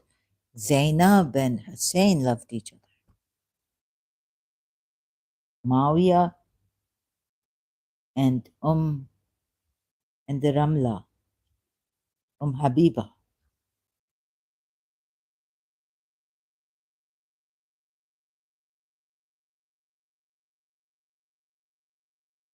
Habiba, whose full name was Ramla bint Abi Sufyan, was a wife of Prophet. She was also sister of Mawiya, the first Umayyad Caliph. Where is it? Beloved sister. While the term beloved sister is often used in general, Habiba and Mawiya were related through their father Abu Sufyan ibn Harb. Habiba's mother was, doesn't say here. Where did I read it in Wikipedia? If I'm not mistaken. And now I can't find it. That's the problem.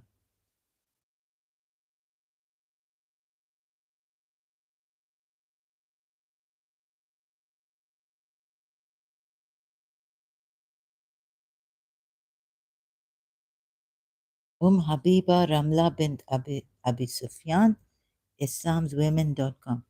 During her brother Mawiya rule, she visited Damascus. Excuse me. And it was during his caliphate that she passed away in Al Madinah in year 44. Daughter of leader of Quraysh. He accepted Islam. She loved her brother. So I read somewhere that Mawiya and this sister of his, Ramla, loved each other. They were very close and loved each other. Beloved of, beloved, loved each other a lot. But what? When Abu Sufyan was a polytheist, when he went to Ramla and right, when Prophet Muhammad had married Ramla and now she's become Habiba, she said, you cannot sit on this uh, mattress. It's the Prophet's and you are unclean. Najas. Najas. Yes. Anyways, so I think it's taken, I've stretched it. Oh, so what was I? How do I show? Look, I cannot give any right until the disbelievers become Muslim believers. Surah 2 ayat 193. Moreover, Surah 8 ayat 39 also. Fight against them until there is no fitna and the religion, all of it is for Allah. Don't forget this ayat. And if they not cease from fighting you, even Shia tafsir is not like this on this part, but on polytheists only. These are all disbelievers. If they cease from being disbelievers, Surah 2 ayat 193. If they cease from being disbelievers, then there shall be no hostility except against the unjust, who have remained disbelievers. Be hostile towards them. Fight them until there's no temptation. But you see the way Allah puts it now, you're supposed to, until each and every one you fight until you make them believers. If they don't become believers, keep fighting them, except against the unjust, meaning these fitna, these disbelievers. Fight them until, fight until get them so tired or what, defeat them, and say, I'm going to kill you if you don't become believers. Of course, they're going to become believers. Or they, or if they say, even then we won't become believers, kill. They have to be killed.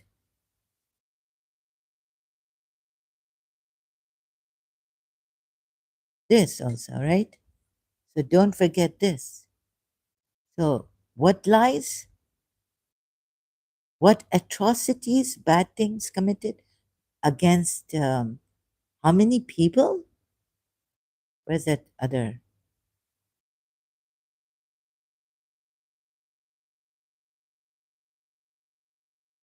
Oh, fight the disbelievers until they become Muslim believers. You see? So forget. So what evil deception, the level of evil deception taken by Prophet and the progeny of the Prophet. Right? So please, if you're going to see curse, destroyed be the disinformer, informers, Surah Zariyat ayat, if you're going to give me that. And if you're going to see these ayats where, curse on the disbelievers, again, Allah, angels, right? And mankind. Mankind, people, that means we are creatures, worst of creatures. The apostates, the Jews, Christians, Ahl Kitab, the polytheists, disbelievers are all creatures, worst. Whereas the believers are the best of creatures. And the believers only are mankind, meaning humanity. This is humanity. We are not human beings. We can't do, even if you do philanthropist work, service to humanity, humanitarian, Allah doesn't consider you human being. So curse disbelievers as they die as disbelievers. Right? Which ayat is it? I keep forgetting. Surah 2 ayat 161. Tafsir. No, no. I want. Okay, so we'll go to. They have tafsir, but I want to go to anyways. They have this Islam. myislam.org has the ayat here. Indeed, those who disbelieve and die while they are disbelievers, upon them will be the curse of Allah and of the angels and the people altogether. Meaning mankind, humanity. Surah 4, Nisa, ayat 1. Humanity, you are one, made from one soul and all this, right? So um, we're not even human beings. According to Allah, we cannot. Moreover, look, if this curse is there to the point now, you think they are afraid? They don't care. And they have scared you like anything, persisted also after the Holy Prophet, your Holy Prophet. Yes, the Imams have persisted on the lies, covering him up and using those Quran ayahs also that they say, be remain patient with the polytheists, with this, with that, with the mockers in the beginning, then fight them. The way Allah has put it to make sure that you become so sure and not see his treachery in the ayahs. That you think, okay, later on they haven't stopped, they've done all these things. So, like Surah 9 ayat 20, which one? You see, they're not afraid of this curses of Allah. Even Prophet Muhammad's progeny. If they've persisted, Surah 9 ayat 13, will you not fight against those who broke their pledges and did all they could to drive the messenger away and started hostilities? Really? Against you? By stopping you? Because you see, bottom line is you can't be a disbeliever. So he was stopping them from not only saying that your religion is false, but that stop doing this, right? Stop practicing, stop going naked, circumambulating the Kaaba or your masjids or whatever, going into naked. Stop clapping and whistling. Stop giving water to the pilgrims. It's not the same. Or, maintaining mosques, masjids. Also, stop maintaining masjids. Surah 9 ayats. So, bottom line is, he's going to stop you.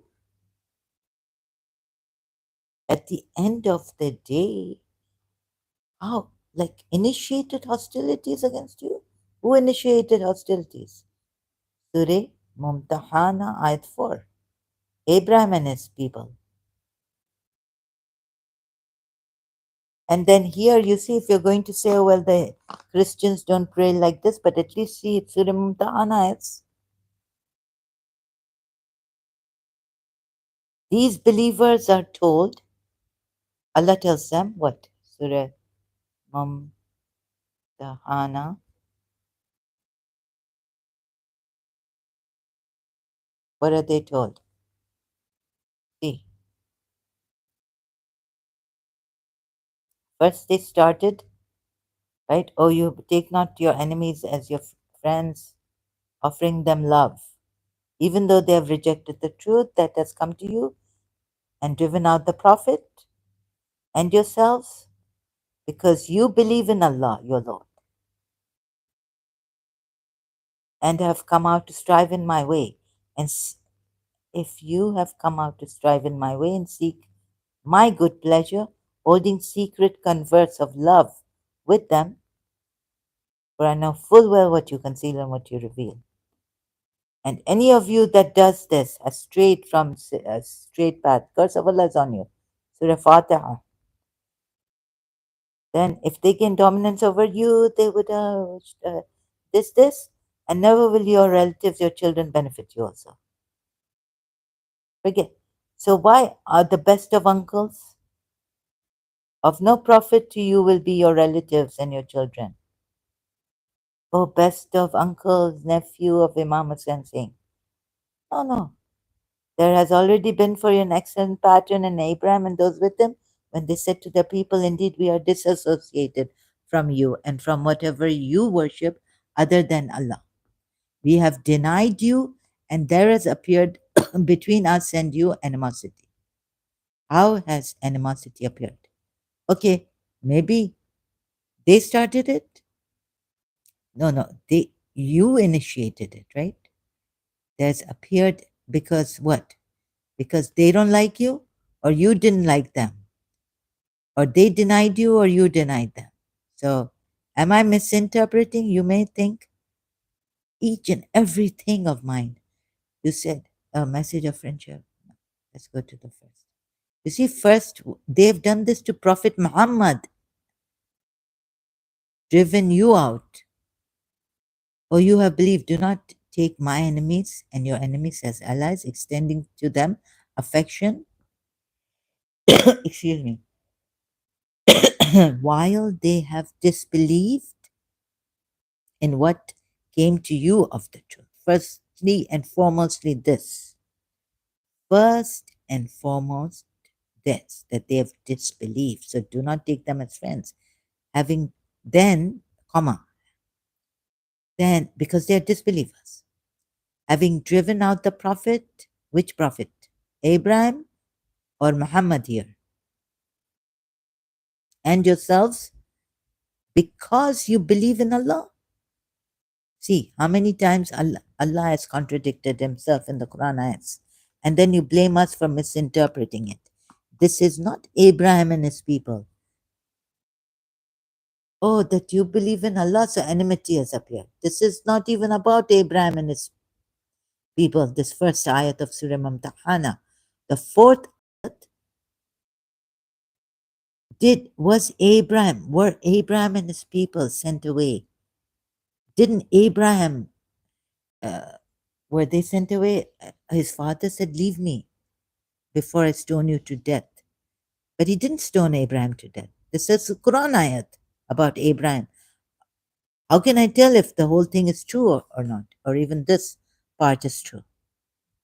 But he wasn't killed by his father, stoned to death. His father just warned him. And another thing is, he broke idols of theirs, lying to them. He broke the idols. So if Prophet Muhammad was left in Makkah, he would have broken the idols long before he was exiled by the Meccan pagans. He's following Abraham. Not only because you people believe in Allah, over there Surah Mumtahana ayat 1 this, and Surah Mumtahana ayat 4 now this. Enmity has appeared between us and you. Hatred forever. And appeared between us and you, animosity and hatred forever, until you believe in Allah alone. So what is this now here? Until they believe in Allah alone. There your Allah is saying that, here your Allah is saying this. And this is about Abraham and his people. Where has enmity appeared? Who initiated hatred, animosity? Until they believe in Allah alone. So Abraham and his people, the believers in one Allah, have initiated animosity and hatred forever. Except for the saying of Abraham to his father, I will surely ask forgiveness for you. What an exception. God favors Abraham's father. Oh Lord, idol worshipper. Oh Lord, make us not torment. Now the believers are told to, now the believers are praying like this. This is the ayat of Allah. Oh Lord, make us not torment for the disbelievers. Torment. Fitna, right? Oh Lord, make us not. Believers are praying to Allah. Do not make us a fitna for the disbelievers and forgive us, our Lord. Indeed, it is you who is exalted in might, the wise. See the contradiction again. Where? I take you to Surah Tawbah ayat. Huh? Where is it?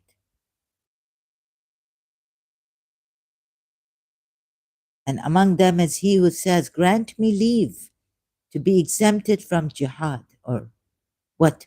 grant me leave. Please leave me alone. Give me permission and put me not into trial. Surely they have fallen into trial, says Allah. Just that he wants to be exempted from jihad, stay at home. Grant me leave and tempt me not. Leave my home and fight. Here, Allah tells this human being or human beings, group of people, but surely they have fallen into trial and verily hell is surrounding the disbelievers.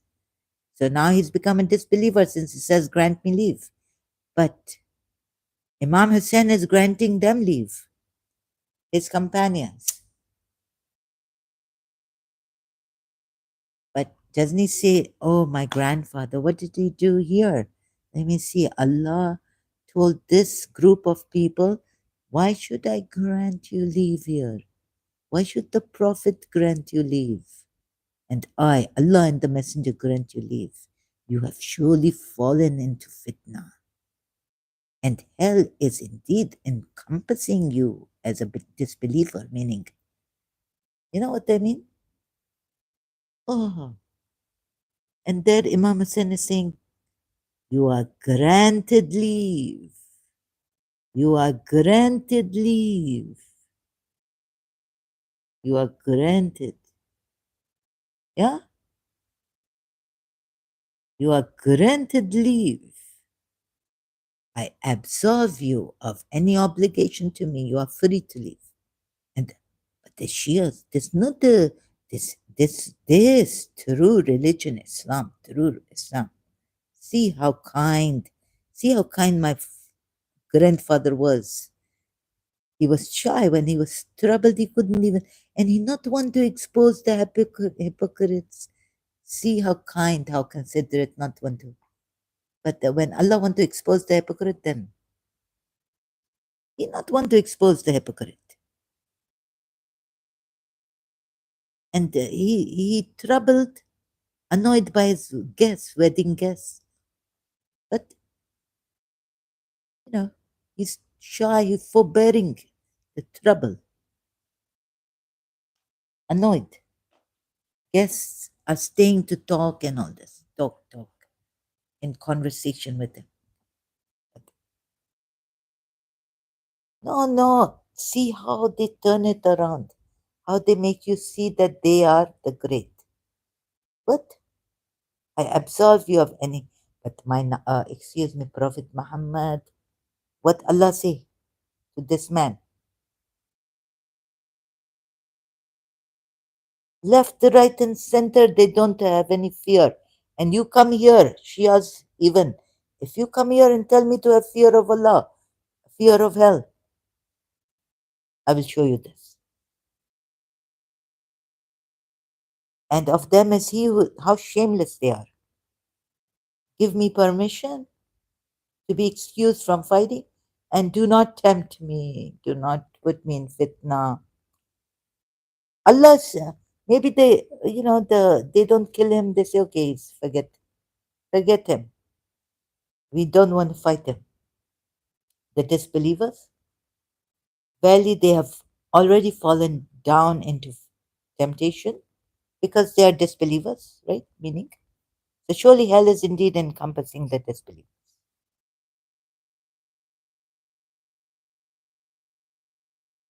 So, taking Surah 2, Ayat 193, fitna. They have already fallen into fitna. Now you get this ayat. Not that they are fighting you, the disbelievers. Surely they have already fallen into fitna. And hell is there, and hell is encompassing them. Encompassing. Engulf. Hell will engulf the disbelievers. Moreover, you fight them until they become believers. If they don't become believers, still keep fighting them until you kill them. That means. Give me permission to stay at home. Or at least stay at home. This whole ayat, what? That's why I want to open it in Quran.com. Surah 9 at 49. Stay at home. Very good. then that means Imam Hussein also say, go and stay at home. Go. You are true believers. Why should I put you into fitna? They only want to capture me and they will not pursue anyone else. Do you think this Imam Hussein is afraid of dozakh, hellfire? How he has lied? How the Quranites lie against disbelievers? How many times Allah lie? His Prophet Muhammad lie about this revealed to him from Allah. And I could see it is not. And I'm showing you the omissions, the treachery, the deception in the Quranites from Allah. But you don't want to see it. And so you come here and you say, I have no fear. But why should you have fear when they don't have fear? Prophet Muhammad and his progeny persisting in this deception. Persisting. See, when even Imam Hussein, when Yazid gave him such a hard time, he not giving in. He says, I want to be captured. Yani, sorry, they will pursue me and they will capture me, but he's at least better than his Prophet Muhammad. You leave me. Okay? Now the grandson is better than Prophet Muhammad, his grandfather. You leave me.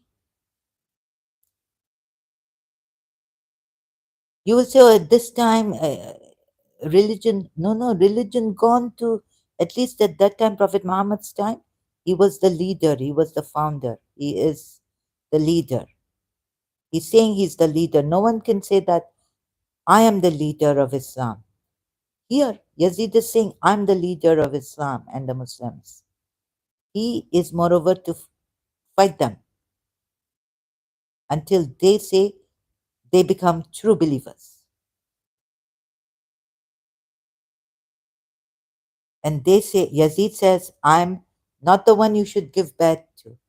Hussein is the one, he's the true leader. So, no, the time of Prophet Muhammad, the inception of Islam, and Islam was young. No. Here, Islam is in more danger. Yazid is the ruler of the Muslims.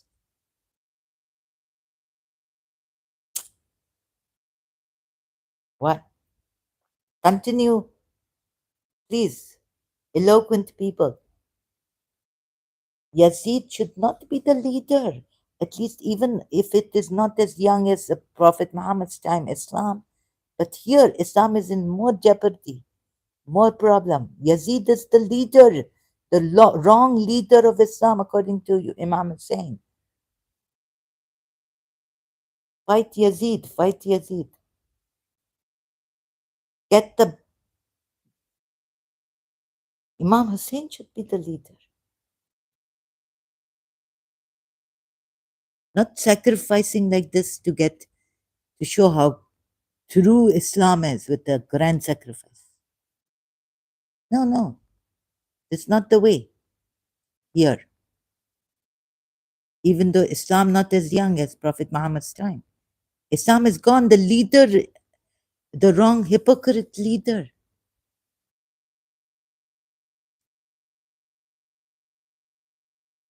So this, do you think they have any fear?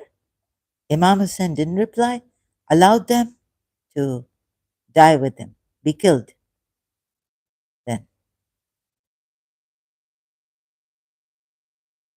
they are bent, even though a little bit they come close to the religion, the companion of Imam Hussein, Sayyid ibn Abdullah Hanafi, Muslim ibn Ausaja, Zuhair ibn Qayn, and the rest.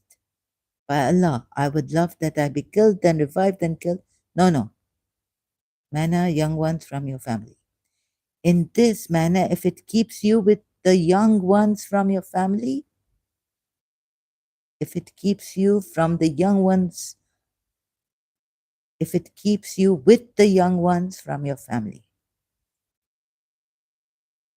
with the young ones. No. When Allah said fight and protect Prophet Muhammad, don't prefer your own life, Surah 9 ayat. Qais, sorry, Zuhair ibn Qais, right?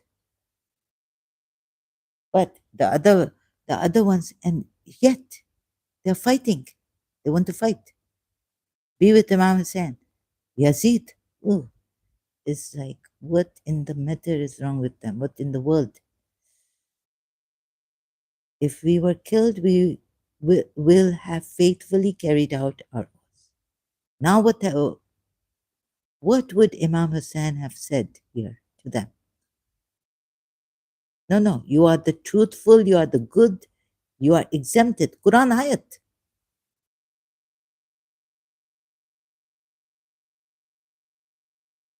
I'm in authority. I can absolve you now. I've told you, I've weighed you. You are from the believing side scale. You are the believers, you are the sincere, you are the good. And we are weak here. We are only 72. We are not prepared. Forget it. Even though Allah promised us, but what? We will be killed. But they fought and fought and fought. They start. Yazid's army said, okay, 72, we start the war. Hussein will not give back. You want to have a war. I think when they see Hussein alone, they might leave him. Just capture him, but not be killed. Now Imam Hussein is calling them to be killed. No, no. He's saying don't be killed in the subliminal message. So this very, very dodgy. How to show you more. I've showed you as best I can right now. Right? This dodgy, this not the right of Imam Hussein and his companions also. They've touched some of the ayahs, but still they want to remain with them and fight. Save his life. That Yazid should not capture. Yazid's army should not capture Imam Hussein, pursue him and take him to give him bed, to give Yazid bed. So now war start. So Yazid like wondering what kind of devils are they, right? Maybe Yazid also has lost his head. After all, what happened to him, right? Surah Muhammad ayat, sorry, excuse me. Surah Muhammad ayat, Surah Muhammad ayat 4. Allah want to test you and avenge. So Allah want to, you substitute for Allah to avenge them, the disbelievers. Revenge, take a revenge. Avenge them, revenge. So he could have taken vengeance, Allah could have taken vengeance upon them, but he used you. He ordered armed struggle to test some of you by means of others. Oh my God. Just for this testing.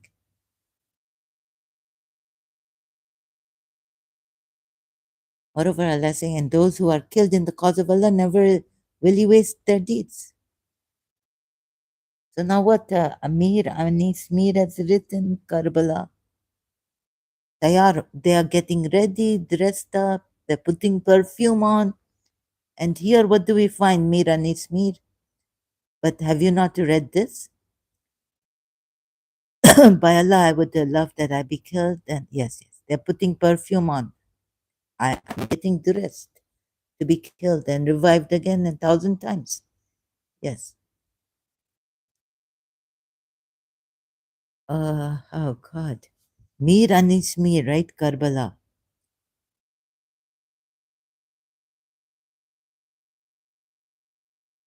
I'm not able to Mir Anis. You know about those the ones who what did the one companion? Mir Anis Mir. English.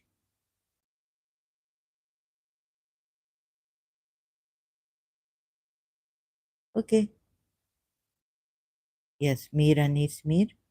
Mir Babar Ali Anis Mir. Ali Anis. We just say Mir Anis Mir, I don't know. Anyways, Mir Babar علی انیس، میر انیس. جب قطع کے مسافات شب آفتاب نے جلوہ کیا سحر. It's not in English. It's in Urdu. کہ رخ even I not understand this Urdu. کہ رخ بے حجاب نے دیکھا سوئے فلک شاہ گردون رقاب نے مد کر صدا رفیقوں کو sorry اٹھو فریضۂ سحری کو ادا کرو. ہاں غازیوں یہ دن ہے جدل اور قتال کا، جدال اور قتال کا. یا خون بہے گا آج، یہاں خون بہے گا آج محمد کی آل کا. چہرہ خوشی سے سرخ ہے زہرا کے لال کا. چہرہ the face of Zahra's son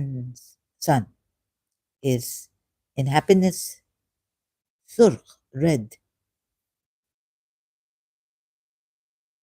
گزری شب فراق دن آیا وصال کا. ہم وہ ہیں غم کریں گے ملک جن کے واسطے راتیں طرب کے کاٹی ہیں اس دن کے واسطے. او سن کے بستروں سے اٹھے وہ خدا شناس، وہ خدا شناس. ایک ایک نے ضبط جسم کیا فاخرہ لباس. شان محاسنوں میں کیے سب نے بے راس. باندے امام آئے امام زمان کے پاس. رنگین عبائیں دوش پہ کمرے کسے ہوئے بیکس. مسک و زبا so very very happy. خیمے سے نکلے شہ کے عزیزان خوش خصال. happy manner or something, I don't know, just trying to guess it. The English translation. جن میں کئی تھے حضرت خیر النساء کے لال. خیر النساء زہرا اور زینب. قاسم سا گل بدن علی اکبر سا خوش جمال. ایک جا عقیل و مسلم و جعفر کے نو نیال. لٹل ونس نو نیال. سب کے رخوں کا نور سے رے بری بتا. 18 آفتابوں کا گونچا زمین پر تھا. Okay, oh God. Yeah, so happily, they're getting dressed, they're very خوش خصال, یہ حسن ساتھ, but now they're so beautiful. داؤد یوسف کا کیا کہیں. یعنی I'm just adding. مصحف کی قرآن کھلا ہوا کہ دنیا سے اٹھ گیا وہ قیام اور زری تھی. Okay, it's very very long. اکبر سے مکرے کہنے لگے سرور زمان. Yeah, just really getting to me because now my conditioning, and you know what is this?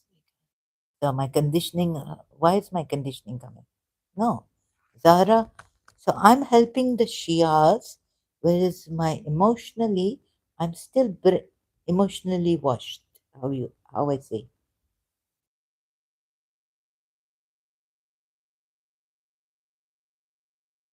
Just give me a moment, please. Or I think I'm bleeding inside. Ouch. Yeah, it's like I have been in my, maybe Shia give me something. You know when Umar Khattab, Bibi Zahra's, my right side, Asli, over there, this rib cage, right side hurting.